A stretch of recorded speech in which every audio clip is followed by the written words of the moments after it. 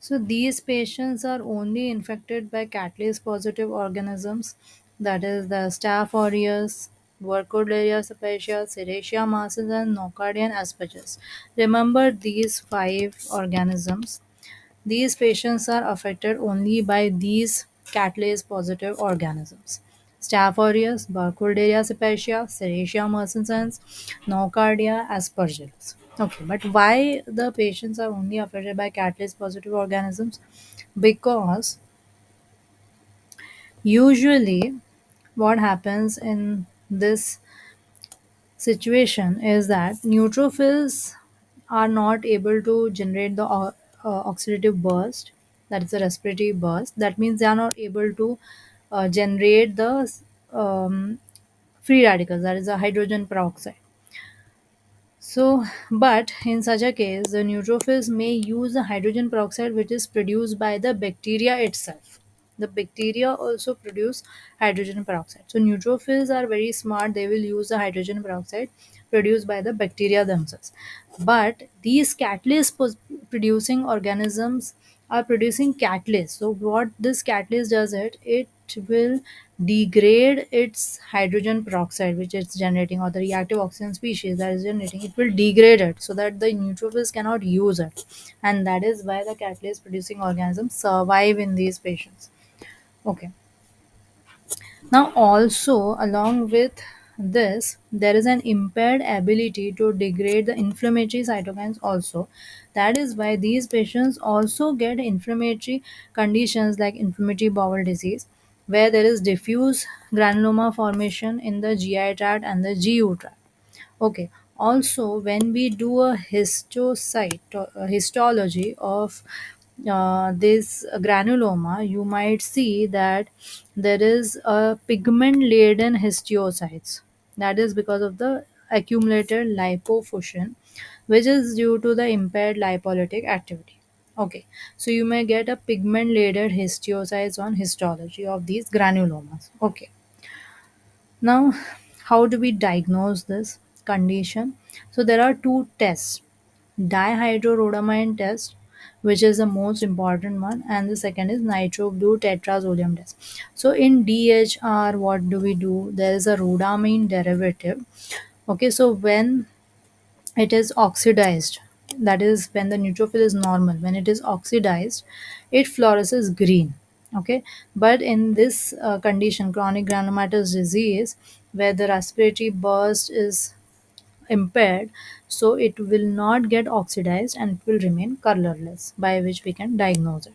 Okay, so what is the prophylaxis? Okay, we can give TMB, SMX, itraconazole, and interferon gamma to avoid these catalase positive organisms.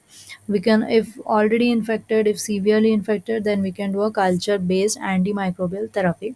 And curative option is only hematopoietic stem cell transplantation. Okay, now we go to the next phagocytic disorder, that is the leukocyte adhesion defect. Okay, now this is autosomal recessive. So in chronic granulomatous disease, this is X-linked recessive. So usually it is only seen in males, their uncles, and because it is recessive, X-linked recessive, and leukocyte adhesion defect is autosomal recessive. Now here there is a problem with the integrin, okay, which is required for the neutrophil migration through the vascular endothelium to the site of infection. Okay, now there is a CD18 antigen on the surface of neutrophil, which is a key component of integrin. So there is decrease in the CD18 antigen. Okay, so neutrophils are not able to travel to the site of infection. That is why we will have absence of purulence. That is, we will have a pleural effusion without leukocytes. So this is a characteristic feature, absence of purulence. This is by which we understand that is a leukocyte adhesion defect. Okay, now because the skin and oral mucosa is very susceptible to bacterial invasion, that is why we will have recurrent skin infection, that is cellulitis, mucosal infection, that is gingival erythema, ulceration, GI infections, respiratory infections like pneumonia, periodontitis. Okay, because chronically these infections keep on occurring, that is why there is ulceration and necrosis. Okay.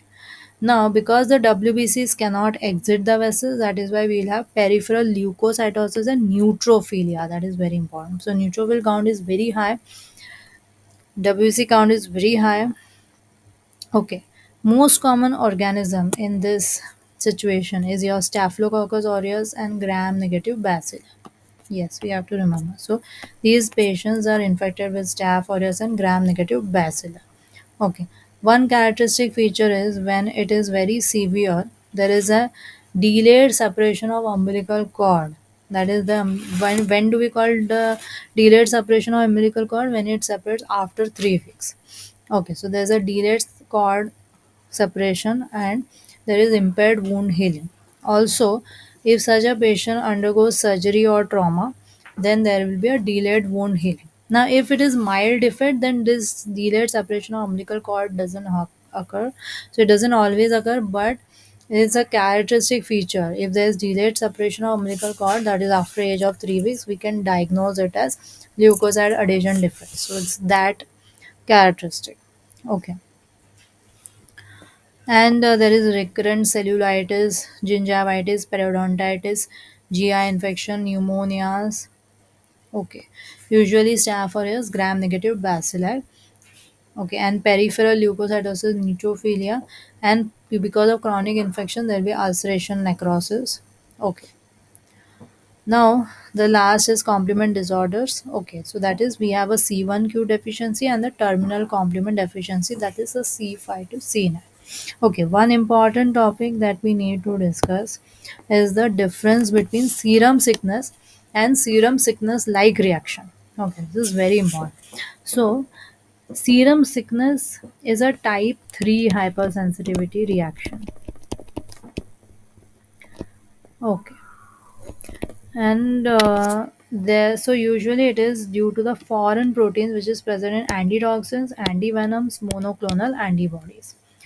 So what happens here is there is a generation of high titer immune complex which goes and deposits in the tissues and it activates the complement significantly. So there is a high grade fever, arthralgia, urticaria, and it starts 5 to 14 days after the exposure. Finally, it will resolve on its own. Whereas serum sickness like reaction, as the name suggests, it looks like serum sickness, but it is not serum sickness. Okay, it is usually seen as a reaction to the beta lactam antibiotics. Example is amoxicillin, sulfa antibiotics. Usually it is genetic. This is very important. So this serum sickness is not genetic, but serum sickness like reaction is genetic. Okay, so there is deficiency in the eliminating of metabolic byproducts of these medications. So there is some genetic defect which will not allow the patient to eliminate the metabolic byproducts of this beta lactam antibiotics and sulfa antibiotics. So it is hapten mediated cytotoxic T cell injury or a direct cytotoxicity. Okay. So there are byproducts, metabolic byproducts. They can cause direct toxicity or hapten mediated cytotoxic T cell injury. So it this also presents 5 to 14 days after the initiating or after the exposure. Same like serum sickness. But this is very common in children. So there is a mild articular rash which persists for more than 24 hours. So there is a significant multi-articular joint pain, but there is no sign of arthritis. So here the difference is that there is a low grade fever and generalized lymphadenopathy. Here there is a high grade fever. Okay. Now, now after 5 to 14 days, the later the medication is eliminated by the mononuclear phagocyte system in the case of serum sickness and by the metabolic pathways in the case of serum sickness like reaction. So that is why it spontaneously resolves. Both the conditions spontaneously resolves. But in the case of serum sickness like reaction, the medication should be discontinued and it should not be used in future. Okay.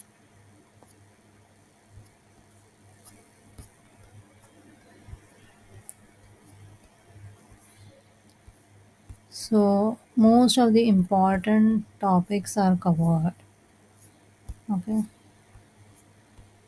So most of the questions are based on these topics, the difficult ones, like how to diagnose and